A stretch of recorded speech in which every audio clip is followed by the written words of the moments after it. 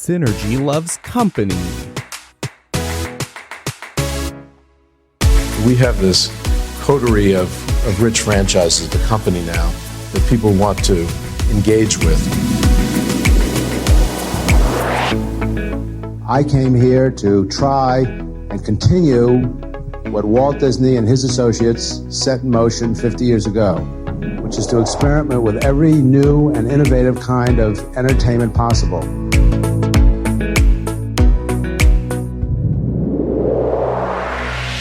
It's what they hope to do here, to really develop something that, it's just more than an entertainment enterprise. It's something that contributes in many other ways.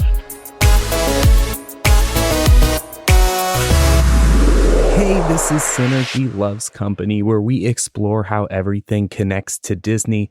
I'm Eric, and thank you so much for tuning in to listen. The first time I visited Walt Disney World, I was 5, but I have some vivid memories from that trip. Being scared by trolls and then going backwards on Maelstrom, character breakfast on the Empress Lily, and going deep underwater in Fantasyland in 20,000 Leagues Under the Sea. I absolutely loved that ride. The ship was dark, but the portals were bright underwater. And when the bubbles filled my little window, I believed it. I thought we were going deeper. It was adventurous and magical, and I never got to experience it again. But I thought the ride was so cool, and over the years, I have wished that there was some way I could revisit it, go back, ride it again, capture that nostalgia. If only there was a way to revisit 20,000 Leagues Under the Sea. I am embarrassed to admit it. I had never seen the 1954 movie 20,000 Leagues Under the Sea. It's a Disney classic. It seems obvious. I love the ride so much. I might also enjoy the movie. I just never got around to it. Recently, I found myself in the perfect storm to watch 20,000 Leagues. I'm part of another podcast called the Rare Cust Media Society. It's a panel of 4 who take turns each month picking a movie, an album, a book, maybe whatever, based around a certain theme for everyone on the panel to enjoy, or maybe not enjoy. And then we discuss it, review it, talk a little bit about what we liked and didn't like. Now, I talked about that theme. All of our episodes tend to fit into a theme, and the theme that we were working on right now were movies we had been meaning to watch but never got around to. Bingo! 20,000 Leagues Under the Sea. So what you're going to hear today is that podcast conversation all about Disney's 20,000 Leagues Under the Sea. You might recognize some of the voices because all of the members of the Rare Cust Media Society have guested on Synergy Loves Company. I do have to give a quick warning. If you've never seen 20,000 Leagues Under the Sea, there may be some spoilers. Although I don't think anything too bad that will ruin the whole thing for you. Although I know some people are touchy on spoilers. So take a listen. I'll be back at the end of the show to tell you more about 20,000 Leagues Under the Sea in the Disney parks. So here we go.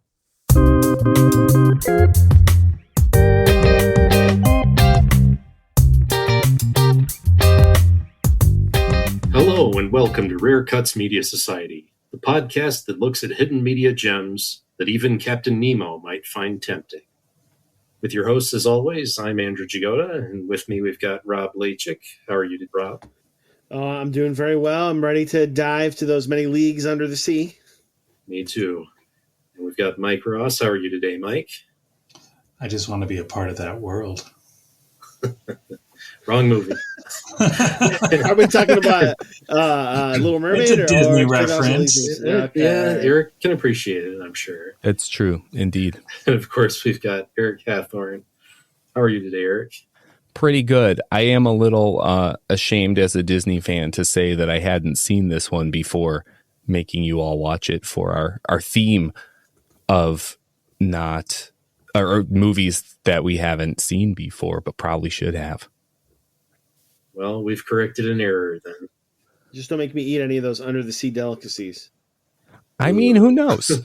They all seem to enjoy them, so just don't tell me what's in it, you know? I'll skip that Long John Silver's trip right there. Oh, man. Anyway, like Eric was saying, it's our arc of episodes on movies we've always meant to watch, but just never got around to. And it's Eric's pick, so I will pass it straight on over to him. Yes, thank you. And I did pick 20,000 Leagues Under the Sea. So it's one of those that it is like it's kind of a milestone in Disney movies, which we'll kind of get into, is kind of a big deal at the time, and it still kind of is in the Disney fan community and like Disney nerds and stuff like that, like me. But I never saw it, and it might have something to do with my fear of water movies, which is a thing that is true. But I'm gonna just attest to that, just growing up with you. And I remember it was Clone Wars, but they go to that ocean planet where they're checking on the clones, and Eric was just like, oh no. Now I was thinking at first of Jar Jar Binks and them going underwater, because that freaked me out. But I think I was blanking out that scene where they go to check on the clones because there's so much water and there's a storm, and now I'm getting anxious. So let's dive in, right? So you're telling me you don't want to watch a famous Kevin Costner film either? Waterworld. I did watch Waterworld, and I was more fine with that. But no, this one. I will report that this one did not get me. And I think it's probably because you could kind of tell that they weren't too far offshore in a lot of the water scenes. Except for like one of them, which they, was totally done in the studio. More on that later. Did get a little freaky to me, but it was still okay. It was still okay. But yes, so 20,000 Leagues Under the Sea did pass my test for being water freaky, but it's also the secret sequel to my pick from last summer when we did our 1953 series, because in that episode we talked about how Disney created Buena Vista Distribution for The Living Desert, being the first Disney project released with Buena Vista, and 20,000 Leagues Under the Sea was the first Disney feature distributed by Buena Vista. So it's also kind of a cool thing. Also, Walt Disney got the idea for making this movie when he was reviewing underwater footage for A True Life Adventure, which kind of plays into that. So I figured instead of a Disney reference on this episode, because the whole thing's a Disney reference, I would reference Rare Cust Media Society in the podcast as like a flip there. See how I did that? But anyways, let's get into some of our discussion. Yeah, crickets. No. Let's get into some of our discussion on 20,000 Leagues Under the Sea. So it's the classic Disney live-action adventure film released in 1954, directed by Richard Fleischer, who I will note is the son of the Fleischer Studios. I can't remember, was it Max Fleischer? Who was a direct competitor to Walt Disney. So Disney hired his competitor's son just because he was the right man for the job. So it's based on Jules Verne's novel of the same name, 20,000 Leagues Under the Sea.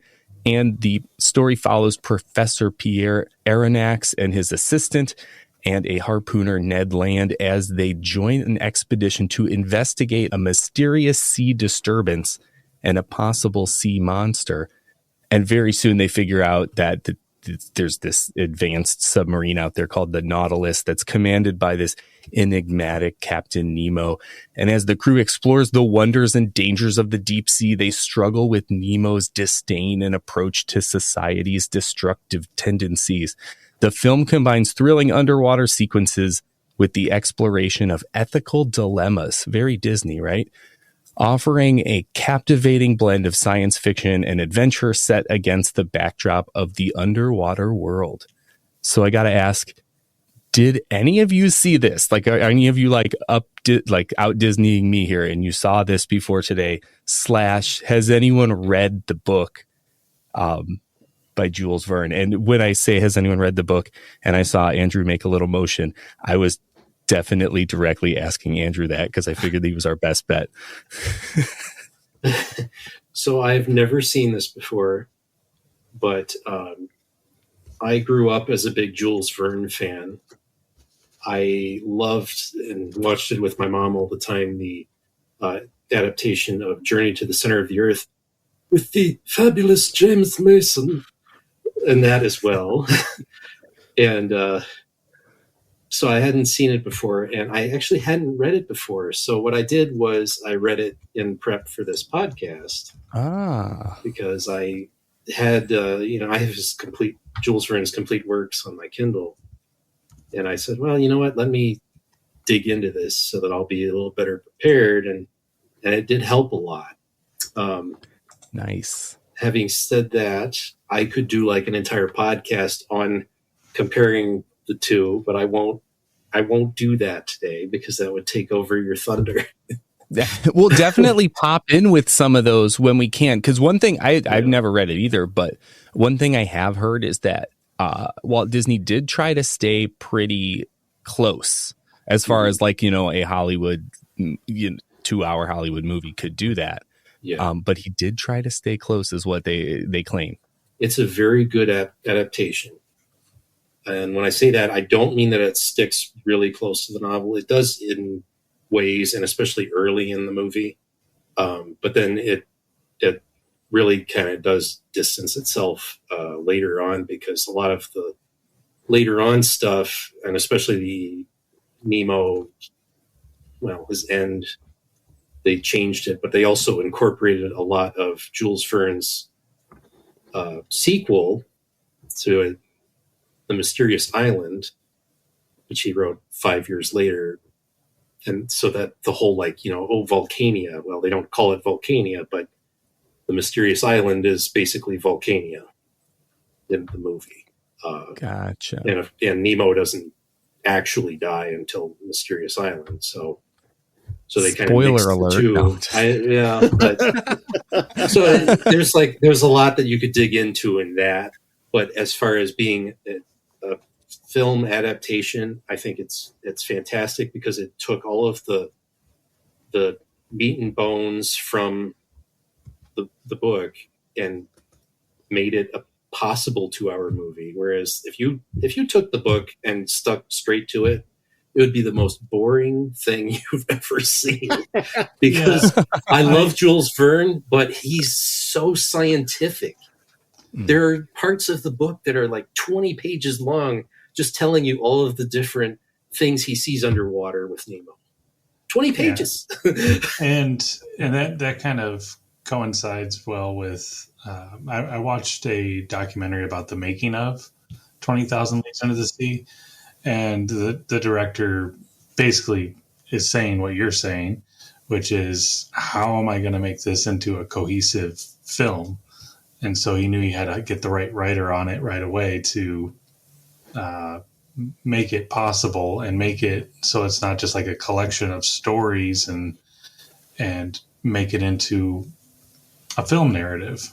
Yeah, because the book for 20,000, there are so many more little episodes that they do under the water, like Atlantis and the pole, just crazy stuff. But you couldn't do the movie with all of that. It would be a series. Yeah. I will say the only reference that I could speak to specifically about 20,000 Leagues Under the Sea was the reference in Back to the Future 3, where Doc Brown and Clara are talking back and forth and about how he read it as a child, but then she makes the point of like, it was just published, guy. What are you talking about? It just came out. Yeah. But I had not seen the film. I did not read the book. I mean, only just kind of had it in pop culture of like the giant squid and the big boat under the water, but never watched the different mediums or read them. Let me ask you this. Like, was it what you were expecting it to be? I thought it was going to be more of a kind of a standard adventure film where because I hadn't read the story. I hadn't seen the movie either. I had seen clips of it, and a lot of the clips I see there's a YouTube series called Monstrum. It's a PBS thing that they do on YouTube, and their episode on the Kraken, there's a lot of footage from the movie in there. So it's like, that's my connection. I had not had any familiarity. So going into it, I think I had more of the mindset of something similar to Journey to the Center of the Earth, where it's going to be like an expedition and they're going to go down and explore the very depths of the ocean and discover bizarre, strange creatures. And so, yeah, I was kind of taken aback to find that, it's this very vindictive person who is trying to create an undersea utopia aboard his ship. So it was not what I expected. Ultimately, I agree with Mike. It was not what I was expecting in the end, but it was for, say, the first 30 to 45 minutes. I think, like, getting on the boat, how they got on there, and the dining with him and eating all, like, the crazy foods that were all from the ocean. And even to diving to harvest more food. I that part really grabbed me, but I'm kind of with Mike. Like, once it kind of dived into some of the other areas of, like, how Captain Nemo that's not the greatest of characters, like nicest of characters, if you will. It kind of, I don't want to say soured me, but it was kind of like a place I didn't expect it to go. And I kind of, I don't want to say lost interest, but it's a little bit of a downer. It took a turn. Yeah, it took a turn. It took a turn for you. Yeah, It did. It's surprising in that way, right? Like, it's not necessarily what we'd expect from, what Disney was known for making at the time, and what, like, you think adventure, and it does get kind of moral dilemma-y. Yeah, and like the underwater sea footage and stuff was really cool, and I immediately was like, oh, this reminds me of the Living Desert and things like that. And I was like, oh, so he had a bunch of stock footage and he wanted to use it in a movie. He's the really high-end Ed Wood of the world. But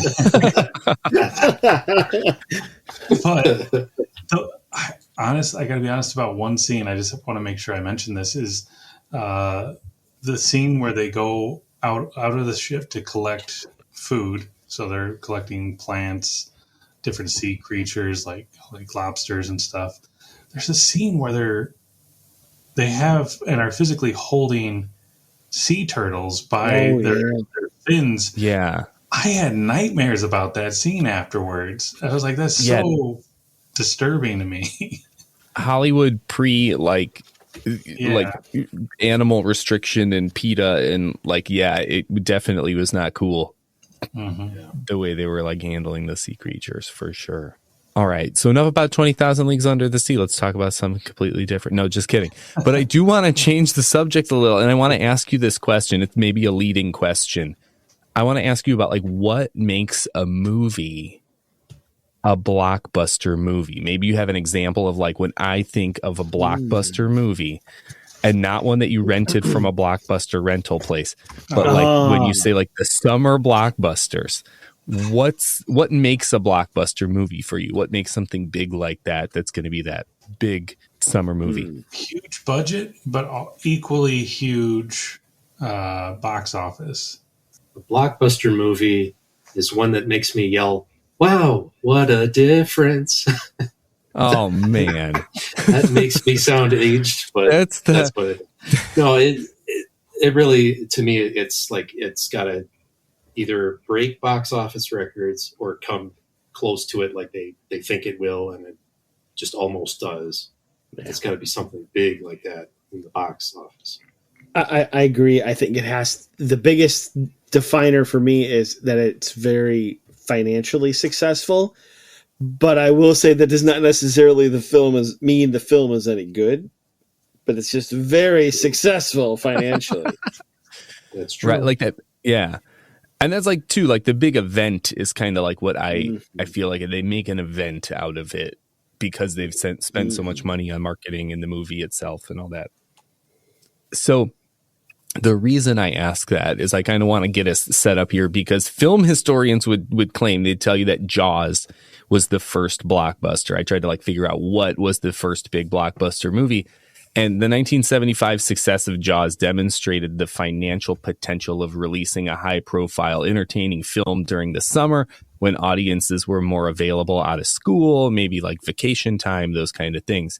And this success is what prompted other studios to kind of follow this, establishing our current, summer blockbuster season as a lucrative and anticipated period for like releasing films in the industry.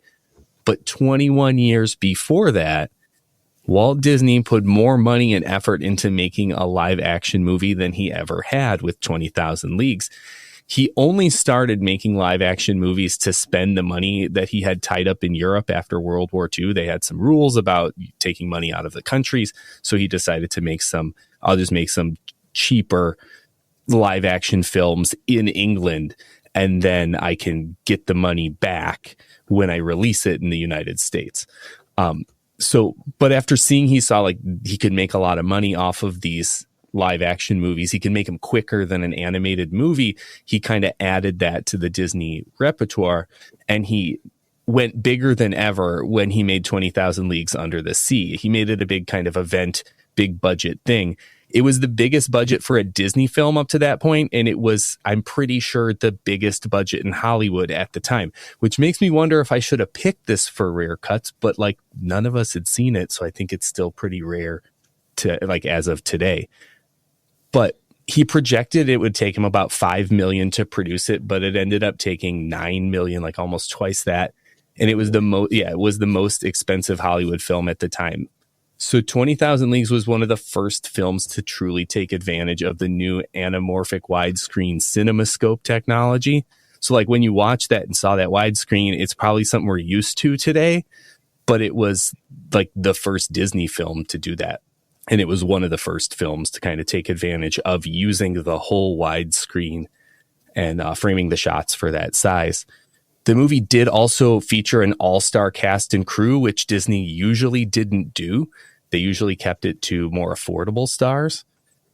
And it was the first Disney live action movie to be filmed at the Walt Disney Studios. And because of that, they did have to build another soundstage, this one with a giant state-of-the-art water tank to film some of those scenes, like that one with the giant squid. But that wasn't even enough. Disney also had to rent larger studio spaces at Universal and Warner Brothers, as well as filming on location in the Bahamas and Jamaica. And when it was released in July of 1954, it was ultimately a smashing success. It made $28.2 million at the box office, and it took home Academy Awards for special effects and art direction. So it got a good return on its investment, even though it was a high-cost movie at the time. So is 20,000 Leagues Under the Sea really the first blockbuster? Or at least the godfather of the modern blockbuster? I want to hear what you guys think of that. Well, I just want to add to one thing you said there. The advertising for this film was also one of the largest advertising campaigns a film had ever had. They went all out. That's part of the reason the budget started creeping up. And so, yeah, to answer the question, I would say this is definitely the grandfather of the summer blockbuster. I would say it's a blockbuster, but I wouldn't call it the Godfather or anything like that. I'd call Gone with the Wind the blockbuster Godfather. Because it's been re-released and things, but its box office totals $390-some million. Ooh, Mamma Mia. That was 1939. So, yeah. Though I will say, if you look up the history of the use of the word blockbuster, it wasn't used for film until after Gone with the Wind. It was used in the 40s sometime, 43, I think. There weren't any other movies out. So you had it was only Gone with the Wind for like 3 years. No, But I mean, with that at the same time, I mean, Wizard of Oz too was the same year, and that was a huge success, obviously. Yeah. So, What film? I never heard of that one. Come on. That sounds like a rare cut. Oh man. It's starring Dr. Oz. I don't think we're in Kansas anymore. That's a rare cut right there. No. That's all, So yeah, it's got that it's a good point you brought up with the advertising budget. I do want to bring up too that this came out in the theaters right around the same time that Disney was starting the Disneyland TV show. That was like the first time they were making a show to help fund like a show for television. Movie studios didn't used to like to do that, and they were going to use the money with that they got in that deal to fund the creation of Disneyland.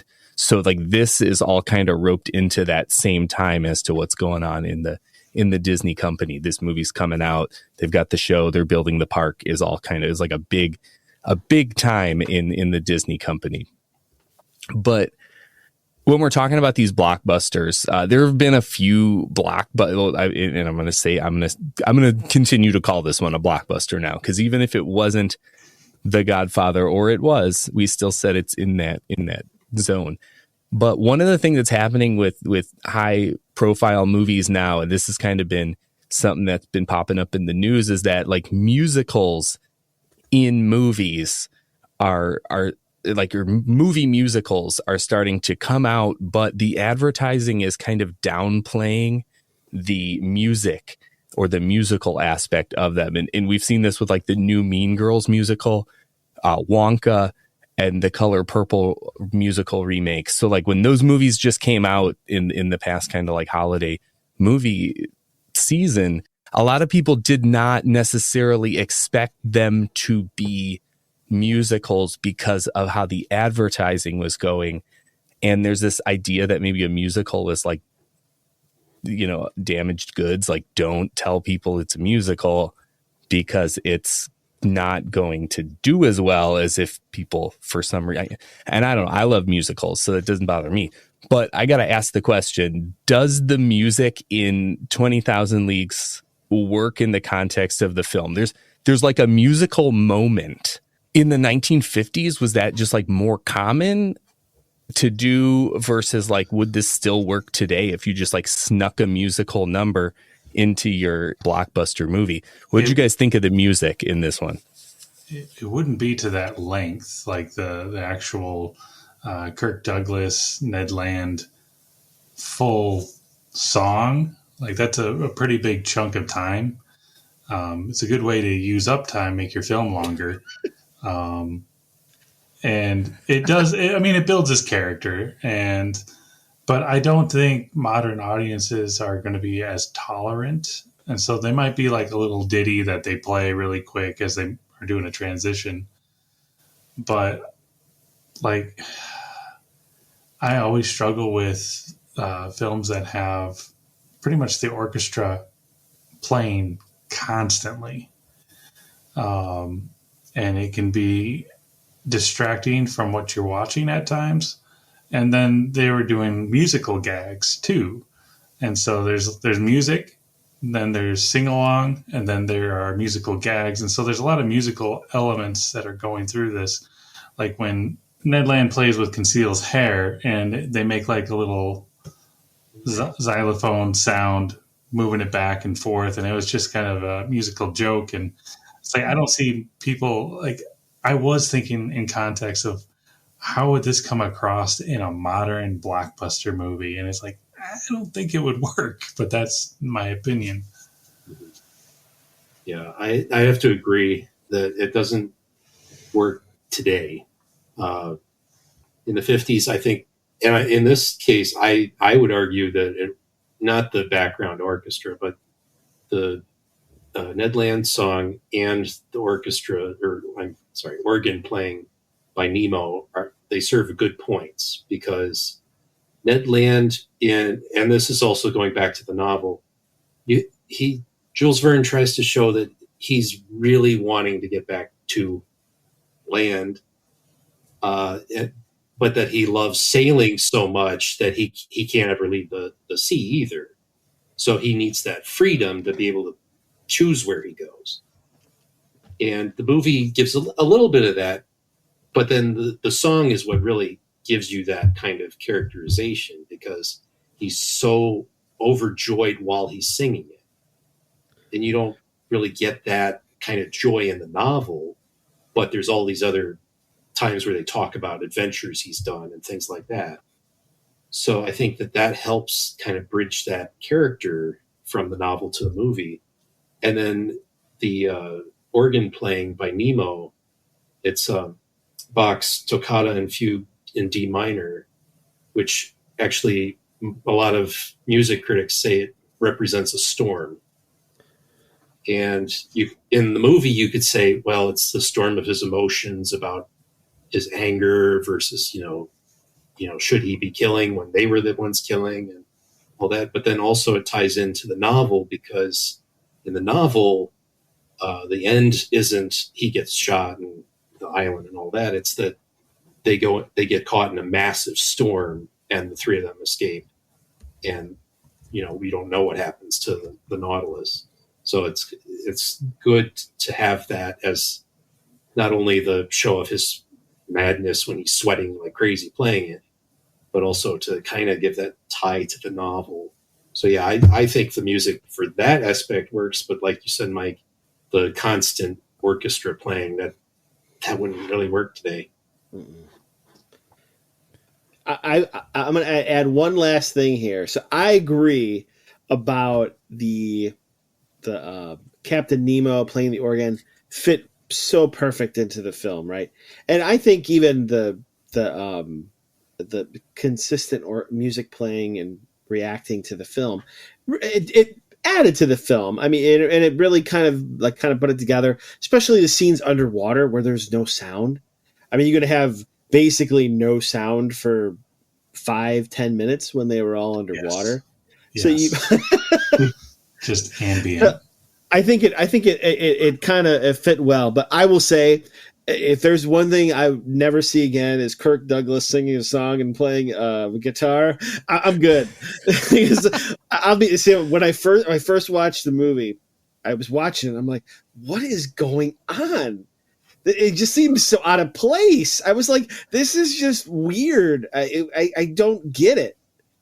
Which is interesting because, Rob, I was thinking that you would be the one who would maybe be the most comfortable with it, since you do watch a lot of older movies. But maybe it's more of a Disney thing to put a song in something.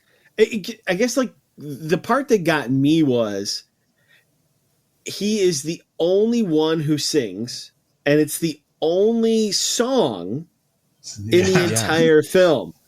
And it's the only one he knows. Yeah. He repeats it throughout the movie. Yeah. Yeah. It's got little reprises here and there. I think it would have fit better, because I think you made a good point, Mike. It ate up time to extend the film. If there were small tidbits of him, like as he's just killing time on the boat, like at the beginning, and he's just hanging out and he's like sings it for like 10-20 seconds, and then that's it, and then he comes back to it like a little bit longer, you kind of like, that's his favorite song and he likes to hum and sing it. But like the whole like routine and like it just didn't fit, in my opinion. Devil's advocate, though, I mean, I feel like it is a product of its time. I mean, a lot of movies had little sound and dance numbers, and I feel like if they didn't have that, I could see critics or audiences be like, it's a pretty mundane film. There wasn't even a song and dance. It's kind of like a 180 from today when you look at how people are downplaying actual full-length musicals and not really showcasing the musical aspect of it. Where like back then, people wouldn't be okay unless they got at least one good song. A good song and dance out of it. It's kind of a weird place where we are in movies. So I'll throw you a curveball. How do you think the film would have fared if it was entirely a musical? Because they could pull it off. Yeah, I don't know about that. They could pull it off. I don't think that would work. I don't know. I mean, I think you'd have to get the right tunes and such, and all that kind of stuff. But I think they have, between the beginning part that currently there, which I don't know if I care for it as much. Maybe it's Kirk Douglas singing is one thing, but then you have like the scene of them dining. You could totally like build on something there, like with all the different foods. I mean, think could you of like Be Our Guest, type of thing. You could totally pull something off there. Then even like under the water, because obviously in a musical you can talk and hear each other under the water when you're singing. They would be able to pull that off, right? But I could see it potentially landing if the entire film was a musical. For me, I found that A Whale of a Tale, I believe was Whale the song. of a Tale, you got it. It's a great song. I'm sorry. I have been listening to it. So I mean, it's like a sea shanty, right? It kind of has a sea shanty feel. I listen to a lot of sea shanty, Scottish, Irish music, so it could fit right in your playlist. Yeah. Now you can't currently see it or see it on the podcast because there's no visual, but my two thumbs are down. Well, if you're looking for another good sea shanty song and tale, check out the Mermaid Song by Great Big Sea. Well, there you go. So Rob had a problem with Kirk Douglas singing, and it might have been just Kirk Douglas. So I think this is a good time. I had problems with Kirk Douglas. Just Kirk for real? All right, let's talk about the characters. We have problems with Kirk Douglas, but did you have any favorites or anti-favorites, like having problems with Kirk Douglas? Or like, did one character steal the show? Was it a good ensemble? Was it worth the money to get the big stars that they did for this one? James Mason makes a wonderful madman.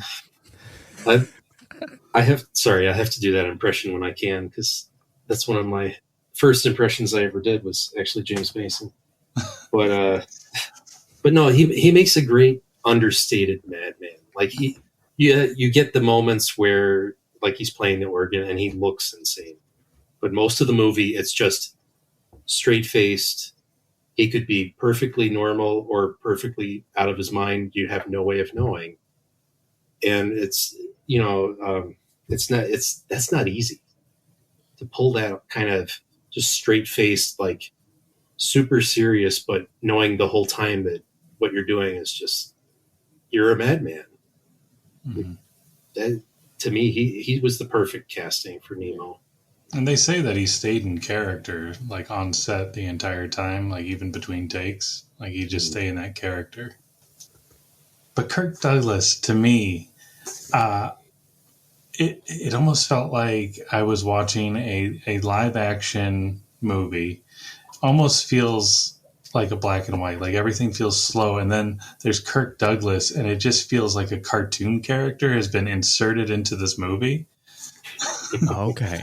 He is well, and I mean that tracks with him being the only character singing the song too. Yeah, like that's more of a cartoon character move. I got you there. I can feel that. Really, kind of a goofy character. Like in reality, let's say that 20,000 Leagues Under the Sea is happening in the real world. If they were on board, they wouldn't have let Kirk Douglas back on because they can see that he is going to be disruptive to what they're trying to build here. They would have let him go away and drown. Conceal, I could see them letting stay on because, well, you're going to help the professor. And so it just didn't fit. Like his character was so over the top and chaotic that I wouldn't see a Nemo taking a chance with him.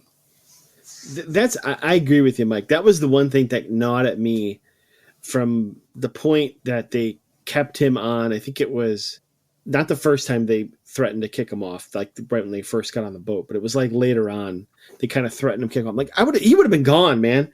For how many? Like, make it imagine how many years and how long it took Captain Nemo to get to where they were, and then his crew. How many chances they did not take? Right, they did all the right things. Like you said, to keep this guy who's crazy and who knows what he's going to do. Why would you keep him on the boat? Now, I know there was the whole thing of like the professor was like, oh, he's my guy. I got to save him. But I would have been like, sorry, professor, you're gone too. Beat it. And let you all, right? I mean, because it just seems so like he wouldn't have gotten that far if he made those decisions in the past. So I don't know. They just kind of didn't sit well with me. But I agree with Jagoda's point. I think Captain Nemo was by far the most intriguing character. I kind of likened him. He might not be the like where the story is like starts from, but it's who it's about. I kind of likened it to Red and Andy in the Shawshank Redemption, because it's kind of like in the purview of the professor, right? In his view, he meets Captain Nemo, and then it's all about Captain Nemo. So it's kind of like in a Shawshank Redemption.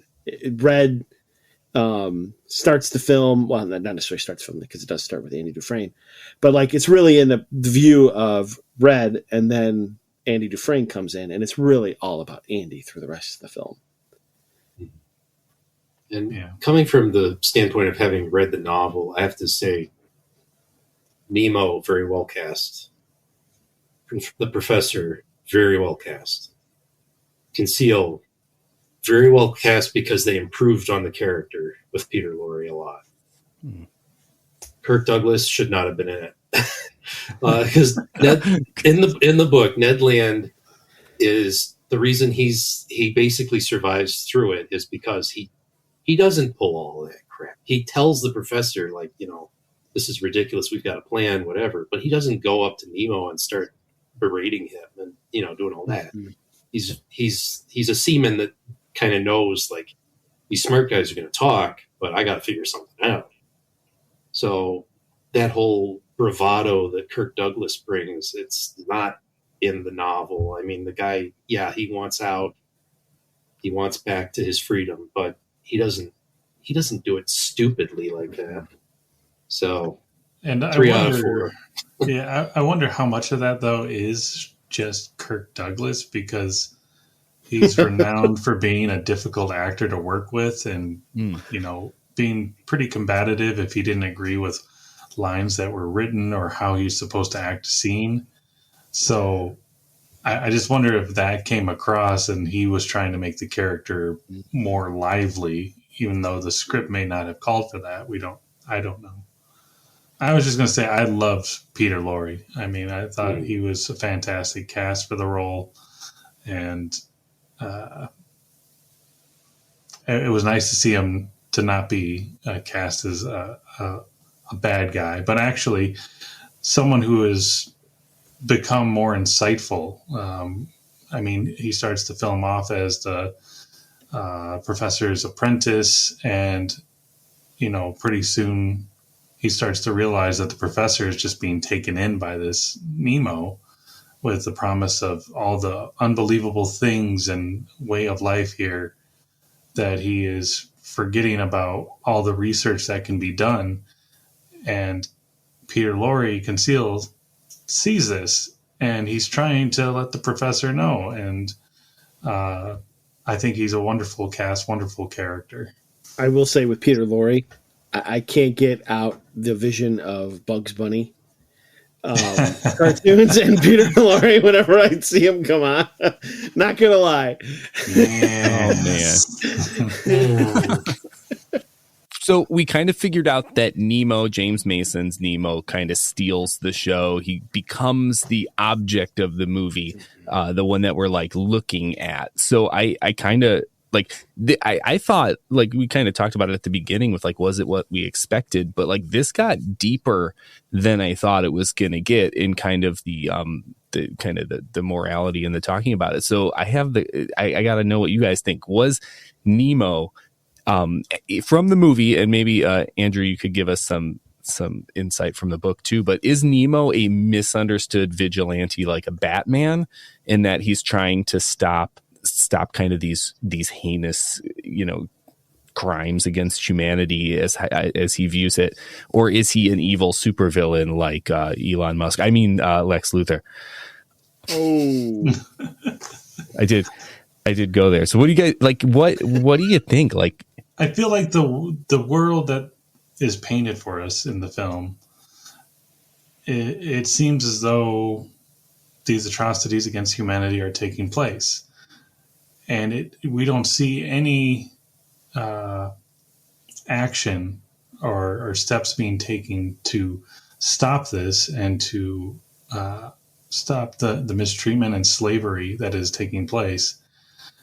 And so I see Nemo as a potential for being a true vigilante. He's taken matters into his own hands, and clearly the governments of the world can't figure it out. And so he feels that this is the only way, which maybe it is.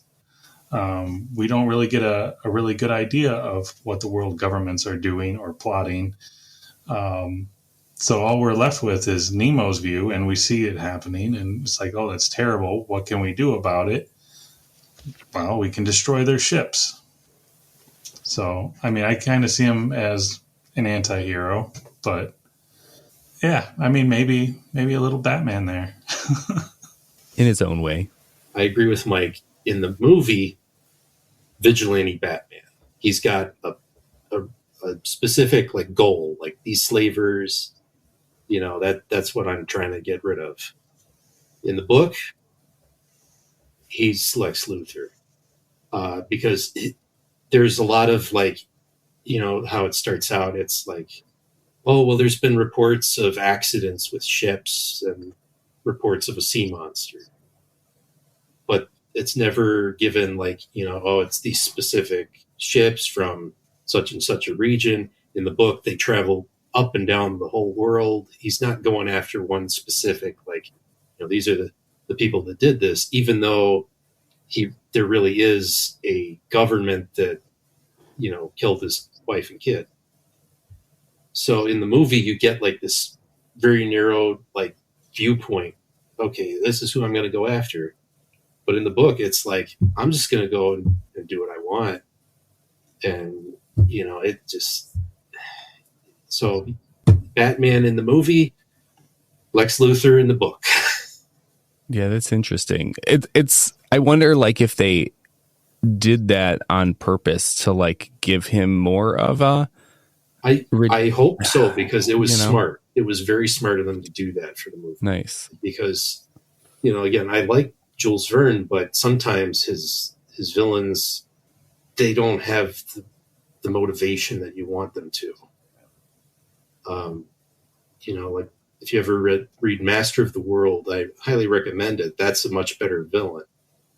But in this and in the villains for Journey to the Center of the Earth and some of those other stuff, it's like, their motivation doesn't make sense. Whereas the movie, it makes sense. This is where he was held. He wants to get rid of these ships. Hit him where it hurts. Not just, oh, I'm going to randomly attack ships around the world. It sounds a little bit more Joker-ish. Yeah. Yeah. I got that kind of vibe too. Yeah. It was it was meant to just like instill fear instead of getting to a final, like, this is what I want to happen. It was just for the sheer sake of instilling fear, kind of hoping that my one desired outcome would come to be, instead of like taking definitive actions to get what I really want to be done to protect the people who are being enslaved, right? Seems like he could have done something maybe a little different. But again, like you said, the differences between the novel and the film version. Yeah. Very interesting. Also, in the novel, there's a lot of times where he lets ships see him and doesn't destroy them or anything. So it's like, okay, there's this like rumor of a sea monster that he wants to go around, but then certain ships he'll sink, and then others he'll just like, to me, it's like if you were really trying to instill that, maybe you'd go after more of the ships instead of it being like 1 in 10 or whatever it feels like from reading it. Yeah, it makes it sound like his character should have been really laying into kind of his misanthropic viewpoints and just rejecting all of society as a whole as a failure. And so then targeting any type of commerce ship or trade ships and just all of it just to destroy world economies and make them fall because he knows the folly of their governments or whatever. I think that could have been a better role for the novel anyway. Right. So there you go. Maybe Disney did improve Nemo slightly. I think so. Slightly. Having read it, I think Disney did, like I said at the beginning, they did a great film adaptation. They made it hit better. The only thing I don't like is that clearly the crew of the Nautilus is a part of a cult. Yeah, they are devoted to Nemo. Like, yeah, no, it is cultish. Yeah, it's basically Jim Jones at the end. They're all, yikes! They're all going down. Instead of, well, together. yeah, he's said lock the rudder or whatever, and we're going down, and we're all gonna die together. It's like, oh my god. Yeah. And I will say that part Jules Verne did a better job with, because I didn't read The Mysterious Island, but it's like as the years go by, they slowly die off working with him, and then he's the last one left. Mm. So it's not like, just, well, you're with me, you're going to die. All right. So Disney made some improvements. At least I thought it was it was a good movie. Like I enjoyed watching it. As a Disney fan, I feel like it filled that gap. Did you guys overall give me a quick little overall? I know Andrew kind of talked about they gave the kind of improvements in some places, but overall, what did you guys think? Like, good movie? Yes, no, watch it again, watch it once, don't even bother. What do you think? Yeah, if you watch it, I'm going to highly recommend that you follow it up immediately with the making of, because it'll give you so much more appreciation for what you just watched, in terms of the complexity of what they did here. They did a lot of innovation in terms of like new types of diving equipment, new types of filming rigs to pull this off, and techniques. It's very fascinating. And, upon watching the movie, I was like, meh. It felt like a movie that had potential to be even better. I think that if we had some more encounters under the sea, again, I know this movie, like you said, it had a huge scope creep in terms of their budget. And if this movie had flopped, there would not be a Disney today, essentially, is what that amounts to. It was going to be financially ruinous if they didn't get this money back. And so watching the making of it just gives you such a good appreciation. It's fascinating. They go into greater detail of what you mentioned, Eric, in terms of building Studio 3 and the complexities of trying to make a giant squid come to life. And then they talk about how they had two different methods. The first method was a complete failure. Walt didn't like it and was like, you're done. Go do something else for a while so that we can figure out what's going on and we can make this work.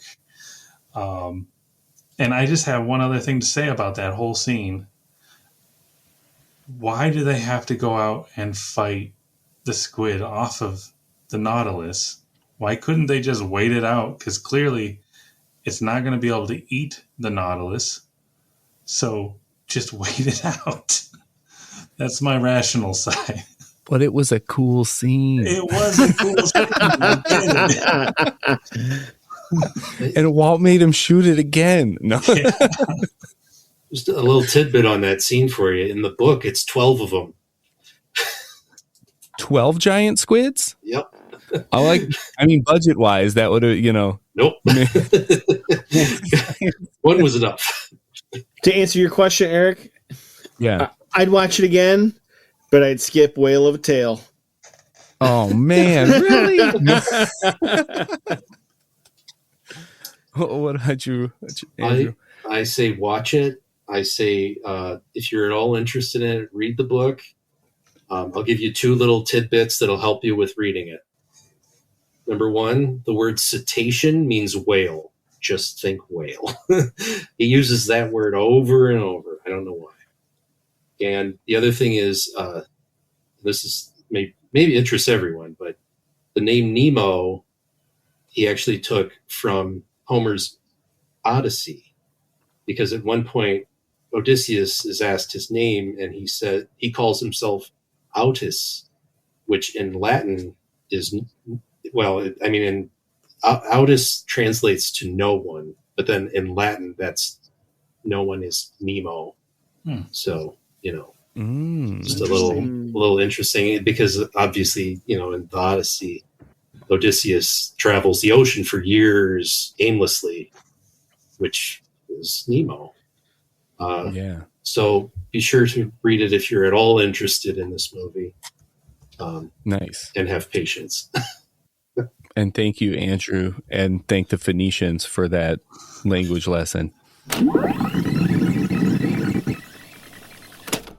If you had fun listening to that, like I had fun joining in that conversation, you could catch more of Rare Cuts Media Society at rarecutsmediasociety.com. But I'm so glad I was finally able to watch 20,000 Leagues Under the Sea, but we still have to talk about its impact on the parks. That's what I told you I'd be back for. So 20,000 Leagues Under the Sea and the Disney parks were actually being dreamed up and created at the same time.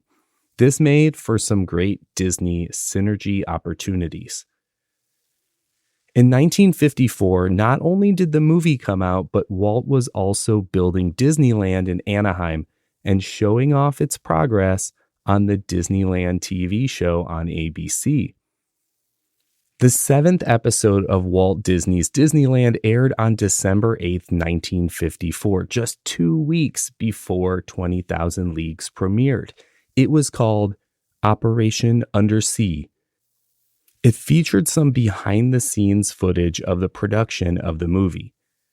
Disney was promoting its new major motion picture with its television show that was meant to hype its new theme park.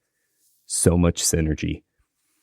But that's not all for Disneyland. Just a few months later, when Walt decided that he actually did want to open up Tomorrowland with the rest of the park in July when it opened, he would need some attractions to fill that space.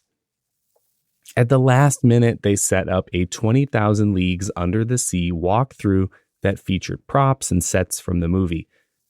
The focal point of the attraction was that giant squid. It was rigged up with some motors and wires to make it move. This walkthrough attraction was only meant to be a temporary placeholder for opening day, maybe only lasting a couple months to a year, but it ended up staying in the parks for 11 years. But there are still some remnants around the parks if you know where to look. First off, when it closed, Captain Nemo's organ became part of Haunted Mansion's ballroom scene. Yep, it's that one played by the ghostly organist. The space that it once occupied became Adventures Through Inner Space, which is now Star Tours.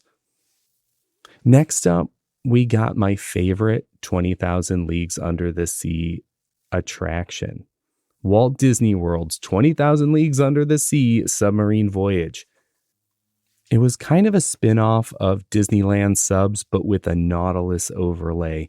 It was basically an opening day attraction in 1971. It opened just a little bit after opening day, and it closed in 1994, after which it became a massive backdrop for Ariel's Grotto meet and greet, and now it's filled in by New Fantasyland, especially that Seven Dwarfs Mine Train.